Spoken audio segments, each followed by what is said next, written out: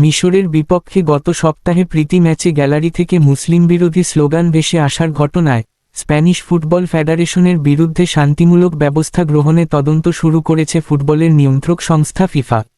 বার্সেলোনার আরসিডিই স্টেডিয়ামে অনুষ্ঠিত সেই ম্যাচে স্পেনের একদল সমর্থক "যদি তুমি না লাফাও তবে তুমি মুসলিম" এমন বিতর্কিত ও বিদ্বেষমূলক স্লোগান দেন।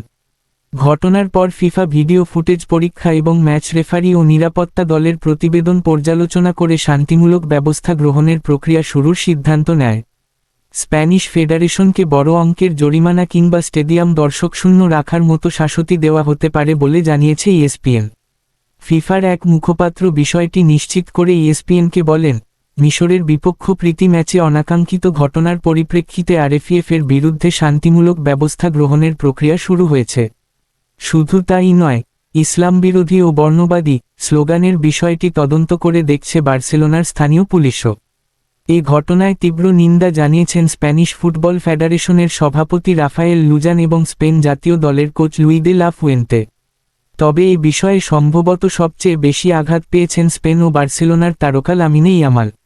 মাত্র 18 বছর বয়সী এই তারকা 2 বছর আগে স্পেনের ইউরো জয়ে বড় ভূমিকা রাখেন এবং 2026 বিশ্বকাপেও অন্যতম ভরসা।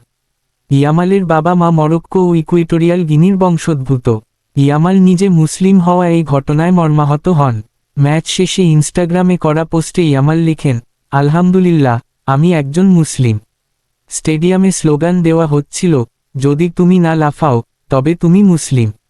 আমি জানি এটি প্রতিপক্ষের উদ্দেশ্যে বলা হয়েছে, ব্যক্তিগত কিছু নয়, কিন্তু একজন মুসলিম হিসেবে আমি মনে করি এটি চরম অবমাননাকর এবং সম্পূর্ণ অসহনীয়।" ইয়ামাল যোগ করেন, "আমি জানি সব সমর্থক এমন নন। তবে যারা এই স্লোগান দিয়েছেন তাদের বলছি, স্টেডিয়ামের ভেতর ধর্মকে বিদ্রূপের হাতিয়ার হিসেবে ব্যবহার করা চরম অজ্ঞতা ও বর্ণবাদ। ফুটবল উপভোগ করার জন্য, নিজের দলকে সমর্থন দেওয়ার জন্য, কাউকে তার পরিচয় বা বিশ্বাসের কারণে অসম্মান করার জন্য নয়। ধন্যবাদ ভিডিওটা শেষ পর্যন্ত দেখার জন্য। লাইক, কমেন্ট আর শেয়ার করতে ভুলবেন না। সাবস্ক্রাইব করে আমাদের সাথে থাকুন। কেমন লাগলো জানাবেন নিচে। আগামী ভিডিওতে আবার দেখা হবে, ইনশাআল্লাহ।